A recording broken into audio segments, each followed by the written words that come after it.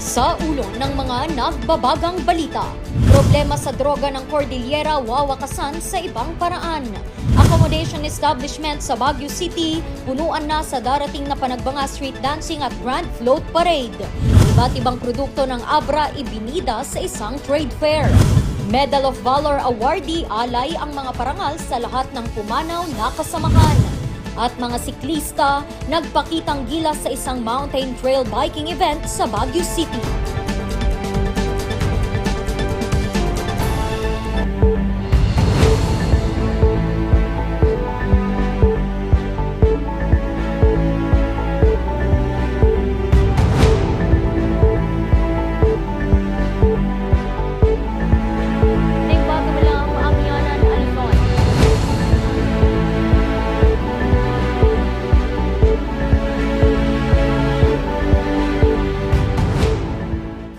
Bago malam, amyana na Luzon.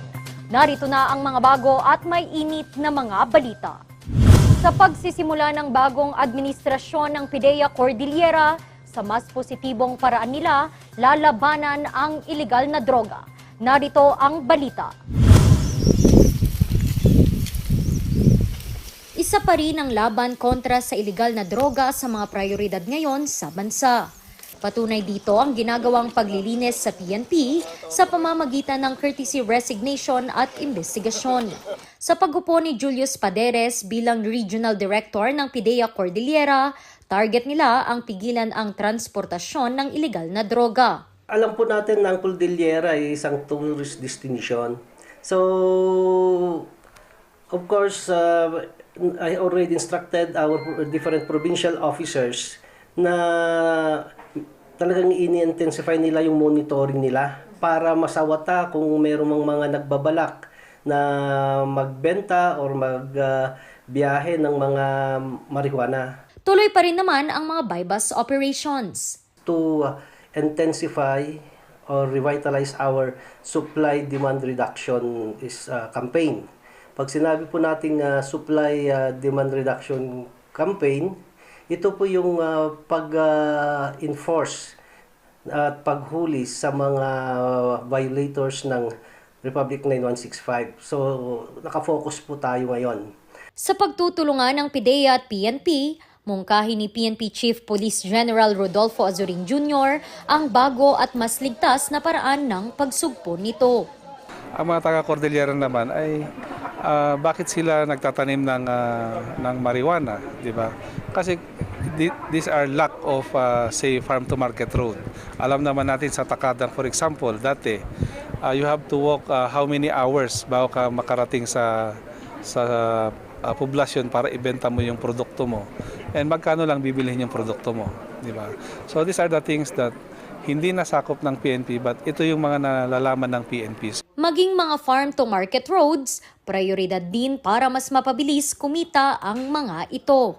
In fact, yung sinasabing opportunity or creation of job for this PWOD sa tinatawag, yung under the concept of what we call Alternative Livelihood Program.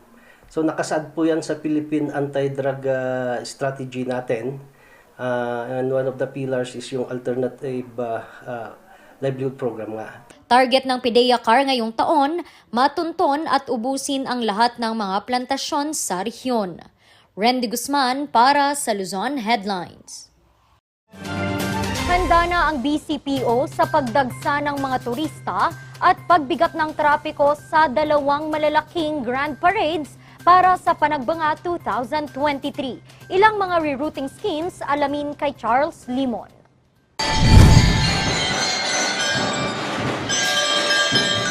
Sa darating na Sabado at Linggo na gaganapin ang Panagbanga Grand Float Parade at Street Dancing Parade.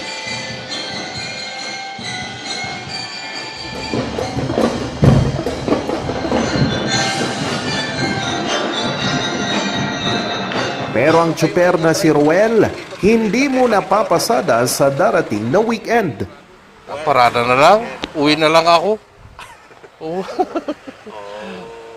Ayun lang. Pag na-traffic dito, uwi na lang. Malaki rin kasi ang nababawas sa kita niya tuwing mabigat ang trapiko.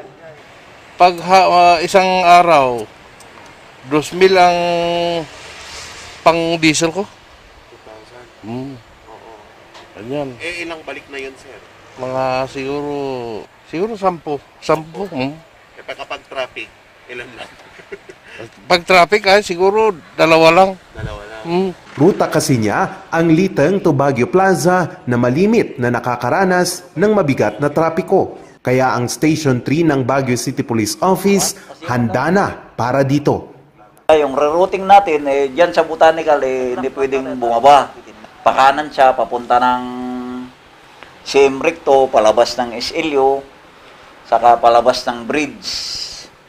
Yan ang rerouting ngayon para hindi magsalubong sa Botanical Garden. Isa rin sa mga tututukan nila ang dami ng mga turistang mamamasyal sa kanilang lugar. Meron dyan sa Victory, meron dyan sa Botanical, meron dyan sa harapan namin ang mga designated na police assistance desk natin. At saka iba pa yung mga police natin dyan na nasa parks na kung naman yun, taga TPO, Tourist Police Unit. Kanina, muling plinansya ng Baguio City Police Office, Baguio Flower Festival Foundation Incorporated at media ang plano para sa seguridad sa dalawang malalaking aktibidad. Isa na dito ang pagsasara ng ilang kalsada sa Central Business District. Especially dito sa staging areas natin, so magsasara tayo ng 1 AM yung areas ng South Drive and itong Upper Session Road going to dito sa may harap ng DILG. So yan yung isasara natin na kalsada at exactly 1 AM. Yung pababa naman, yung pababa ng from Session Road Rotonda going to doon sa end of the parade natin, yung pag sa Melvin Jones, isasara natin yan at exactly 5 AM. Upang maiwasan din ang kumpulan ng mga manonood sa mga overpass, lalagyan ng mga ito ng harang. May scheme na tayo dyan na lahat ng overpass kakabaran yan. Lalagyan ng mga tarpaulin para hindi talaga mag-stay ang mga tao doon kasi yung mga overpass natin kasi is old structure yan. Mahirap na, baka dyan pa tayo magkakos ng disgrasya o magkaroon ng stampede o bumigay yung structure. Inabisuhan na rin ng BCPO ang mga Jeepney Association sa paglilipat ng mga bababaan ng mga pasahero. Ang mga pasaheros pwedeng maghintay ng mga sasakyan dito na lang sa sa Kisad and Ligarda. Kasi mostly kasi ng mga sasakyan diyan galing ng ng Marcos Highway sa Quezon Road. So ang mangyayari diyan is wala silang staging at wala rin tayong ibinigay na alternate staging nila. Ang mangyari iikot lang sila dito sa may Kisad Road and Ligarda going to point of origin. So Aabot sa higit 1,000 na mga pulis ang ikakalat sa dalawang aktibidad upang matiyak ang seguridad.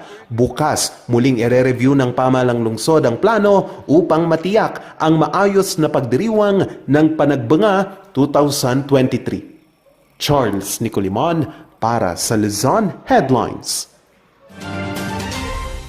Binigyang pansin ang kalusugan ng mga ilaw ng tahanan sa Pampanga. Libreng operasyon at mga gamot naman ang ipinamigay sa Abra. Ilan pa sa mga tulong ng pamahalaan para sa mga residente, alamin kay Jose Robert Inventor. Malusog na kalusugan para sa mga ina. Ito ang hangad ng Alagang Nanay Preventive Healthcare Program ng Pamahalang Panlalawigan ng Pampanga.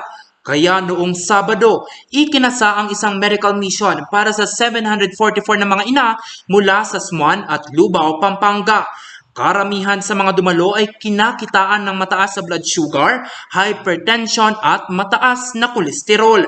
Mayroong nakitaan din ng bukol o cyst na kinakailangang operahan at nakatakdang operahan sa iba't ibang ospital sa probinsya. Nabigyan din ang mga ito ng gamot at bitamina. Nanawagan naman ang Vice-Gobernador ng probinsya sa mga ina na pangalagaang mabuti ang kalusugan. Samantala sa Bangged Abra, 17 micro, small and medium enterprises o MSME sa probinsya ng Abra ang bumida sa Bangged Trade Fair. Tampok dito ang iba't ibang produkto ng probinsya gaya ng maskubado, dried Mickey noodle, abel at iba pa. Binuksan ang trade fair sa publiko kahapon at magtatagal hanggang sa ika-25 ng Pebrero, kaugnay ito sa selebrasyon ng The Phil Festival ng Bangged Abra. Jose Robert Inventor para sa Luzon Headlines. Susunod, accommodation establishment sa Baguio City punuan na sa nalalapit na panagbanga street dancing at Grand Float Parade. Yan at iba pang mga balita. Abangan!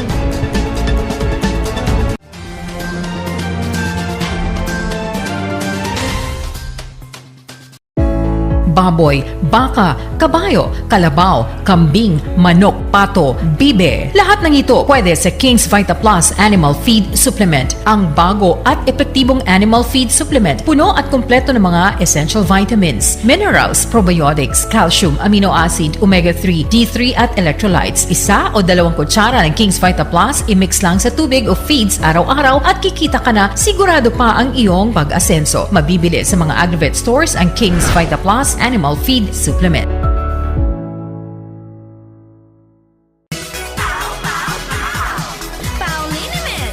Masakit ba ang likod, ang kasu-kasuan? Namimitik o masakit ang iyong kalamnan? May rayuma, arthritis o nahihilo? May stiff neck, flatulence o masakit ang ulo? Sa Pauliniment, yung haway, garantisado. Pauliniment, isang pahid ka lang. Dahil walang out sa Pau! Bulok, maliliit at hindi ba malusog ang inyong mga halaman? Omega Green ang kasagutan. Ihalo lang ang 2 kutsara nito sa isang maliit na container at kaunting tubig. Pagkatapos ay ihalo sa knapsack sprayer at pwede na itong spray sa mga pananim. Meron itong nitrogen, phosphorus, magnesium, copper at zinc na tumutulong sa pagpapaganda at pagpapabilis ng tubo, pagpapanatili ng nutrisyon, mas malagong mga dahon at panlaban sa mga sakit ng mga halaman. Hindi rin ito nakasasama sa kapaligiran. Pwede rin ito sa kahit anong klase ng halaman, mapa highland crops o lowland crops. Omega Green by Encam Agri-Marketing, the ultimate friend of farmers.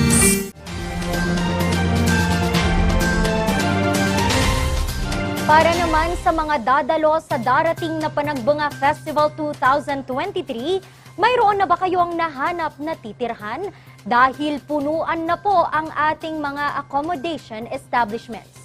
Magbabalita Charles Limon.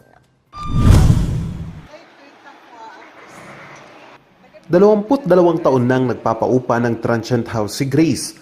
6 na transient unit ang kanyang pagmamay-ari sa Barangay Gibraltar, Baguio City. Pero ngayon pa lang, hindi na siya tumatanggap ng mga booking. Mga guests, okay naman, fully booked naman lahat kasi advance booking. Oo. Tapos dumami yung yung guest natin mula nung open na yung Baguio. Ang dami nang umakyat kahit na nung December. Tapos ngayon, ang daming gustong magpa-book. Pero syempre, kung puno na yung units, wala na.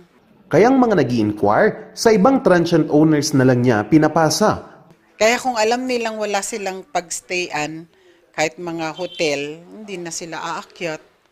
Kasi sobrang daming tao talaga pag Panagbanga. Ang mga hotels naman sa lungsod, malapit na ring mapuno.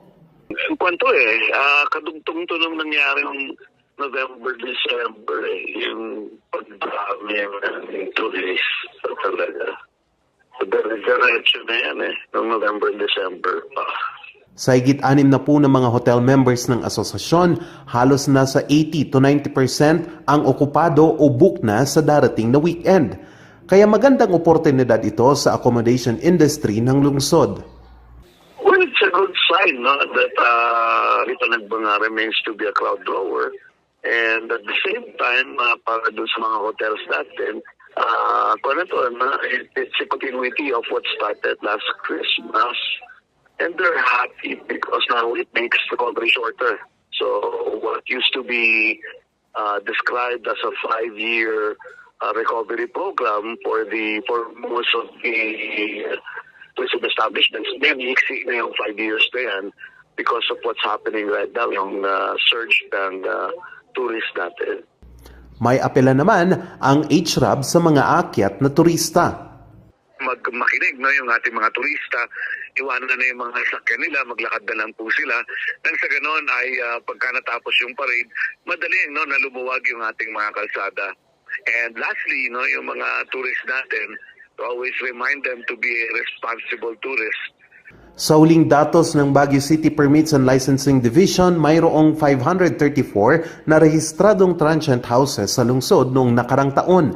Pero isa sa mga kinakaharap na problema ng mga ito, ang mga scams gaya ng nangyari kay Grace. Kasi may nagpunta dito nung December na nagpabook daw sa amin. Tapos nung tiningnan ko, ginamit lang yung pictures ng transient rooms namin. Pero hindi naman sila nagpabook sa amin, sa ibang tao sila nagpabook, scammer. Tapos hindi na nila, nung pagdating dito, hindi na nila makontak. Kaya apela ng mga ito ang mas masusing investigasyon sa mga kasong ito upang hindi maapektuhan ang kanilang kabuhayan. Charles Nicolimon para sa Luzon Headlines. Isa sa mga pinarangalan noong alumni homecoming noong Sabado sa PMA, ang retired colonel na si Ariel Quirubin. Ang Cavalier, bagamat may edad na, nananatili pa ring matikas. Silipin yan sa kwentong ito. Pagkagising sa umaga, ito ang ginagawa ni retired Colonel Ariel O. Quirubin. Sa edad na 66, kaya niya pang tapusin ang mahigit sa 200 push-up. 95, 96. Ang kanyang pagiging matikas at malakas, nahubog daw sa Philippine Military Academy. Kabilang kasi siya sa PMA Matapat Class of 1979. Siya ay napabilang sa Philippine Marine Corps. Kinilala siya bilang most decorated soldier ng AFP dahil sa dami ng parangal at medalyang kanyang natanggap. Kabilang na dito ang Medal of Valor na siyang pinakamataas na parangal ng mga uniformed personnel na kanyang inani matapos nitong pamunuan ng halos 24 oras na laban kontra sa abot sa 300 miyembro ng Moro Islamic Liberation Front sa Lanao del Norte noong 2000. 41 lamang ang nabigyan nito at isa siya sa 17 nabubuhay pa. When I earned that award, I had mixed feelings because I lost several men. I lost officers, I lost men. And parang ang lungkot naman na tatanggap ka ng ganun award na maraming namatay naman. No? Nagbis ng buhay, nagsakripisyo. So sabi ko nga, lahat ng awards ko, in fact, I dedicate them all to my men. Bago pa magawaran ng Medal of Valor ay naging matunog na rin ang kanyang pangalan dahil sa malahimala nitong pagkakaligtas sa bingit ng kamatayan taong 1989. I led the assault of Cap Aguinaldo. In the process, I was seriously injured. No? I was hit by a Sikorsky helicopter gunship and I landed at the Quirino Labor Hospital at the morgue. But God is so good. He gave me a new lease on life. Siya rin ang namuno sa pag-aresto sa 19 na reformist na pinaghihinalaang kasapi sa grupong mag-aalsa laban sa pamahalaan noong ika-21 ng Pebrero 1986. Ang pagkakaaresto ng mga ito ang isa sa mga rason sa pagsisimula ng unang EDSA Revolution.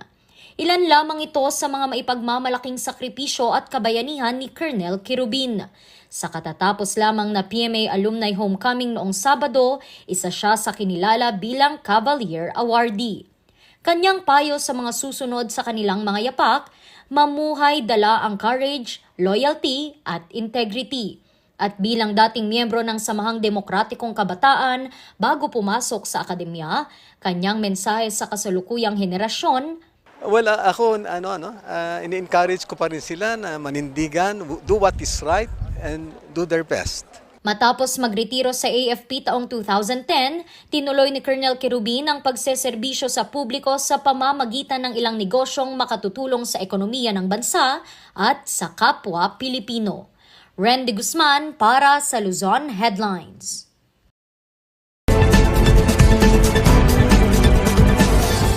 Si Presidential Legal Counsel and former Senate President Enrile continues sa kanyang mga victory before the Supreme Court. Earlier on, he was able to convince the Supreme Court to release yung kanyang chief of staff na si Attorney Gigi Reyes from jail. And ang argument na ginamit nila dito ay inordinate delay in the prosecution of the case by the Ombudsman.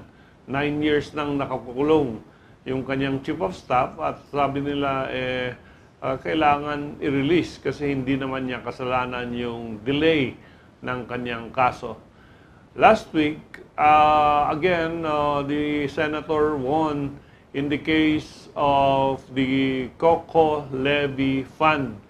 Ito ay mga 800 million plus fund na allegedly misused by former Senator Enrile at yung kanyang mga kasama. At again, here the Supreme Court acquitted itong si Senator Juan Ponce Enrile, yung kanyang mga kasama, sila Rolando de Cuesta, Jose Concepcion, Narciso Pineda, and Danilo Ursua. At dinismiss ang charges of graft and corruption levied against them. At ang sabi dito, ang Ombudsman has rules and regulation, and one of them is that a fact-finding investigation should not exceed the period of 12 months to 24 months. And again, the Supreme Court has cited yung inordinate delay, yung right to speedy trial guaranteed by the Constitution. At ito yung ground kung bakit inacquit nila itong Supreme Court. Sabi nila, 30 years nang pending itong kaso nito. And wala naman assurance na matatapos in the next future. And this will affect the right to speedy trial of the accused. Wala nang testigo, wala nang dokumento, nagkahalo-halo na yung mga prosecutors, nag-iba-iba. So the Supreme Court said the case obviously must be dismissed because it is not the fault of the accused but the fault of government in failing to prosecute them on time. Susunod, mga siklista nagpakitang gilas sa isang mountain trail biking event sa Baguio City. Ang ilang tagpo silipin sa pagbabalik ng Luzon Headlines.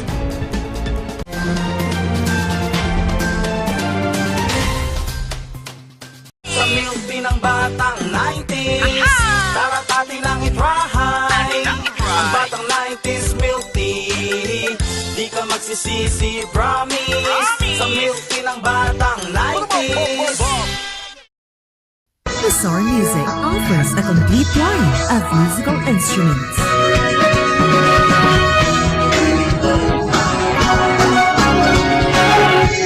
Bizarre Music, Baguio's pioneer in online music and art lessons.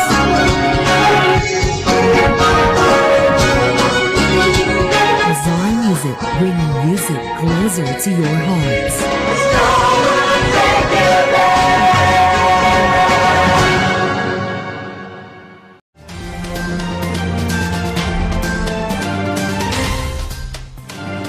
Umaatikabong aksyon ang ipinamalas sa katatapos lamang na trail biking event sa Camp John Hay noong nakaraang linggo.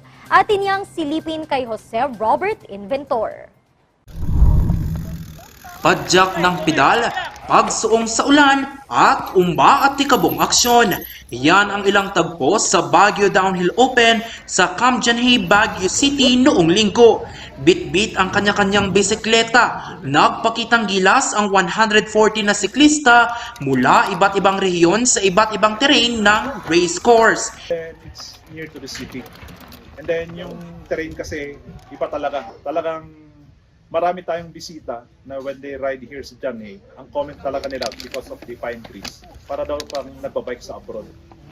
Sumali dito ang 2022 SEA Games bronze medalist at national athlete na si Naomi. Excitement lang din na yung pag naglalaro. And then you get to meet a lot of friends. Tapos you get to meet also yung mga gusto rin yung sport. Then nakakapunta sa iba-ibang lugar. Hindi rin pinalagpas ng OFW mula UAE na si Ferry ang nasabing patimpalak. Actually, vacation lang ako yun. For 3 years hindi ko na-uwi. And sumakto din na merong event na ganito. So, I used to join. Kaya pinaka-invite ko going to the Philippines. Layon ng aktibidad na mas maipakita ang potensyal ng lungsod sa iba't ibang extreme sports activity. The training ground for Baguio has always been the best to have it here because it has the elevation. One is very important elevation because when you race outside, you need to practice elevation. I raced international, Europe, US. So racing out there, it's different if you don't have the elevation. I think worth it siya dahil we really invite other people from other places, but especially sa Baguio, and it's a good place kasi to ride bikes. Ito ang kauna-unahang mountain downhill biking event sa lungsod ngayong taon. Umaasa naman ang mga siklista ng lungsod na mas mabigyan pa ng suporta ang ganitong klaseng sports. Jose Robert Inventor para sa Luzon Headlines. At yan ang mga balitang nakalap ng Luzon Headlines ngayong araw. Muli, maraming salamat at magandang araw sa ating lahat.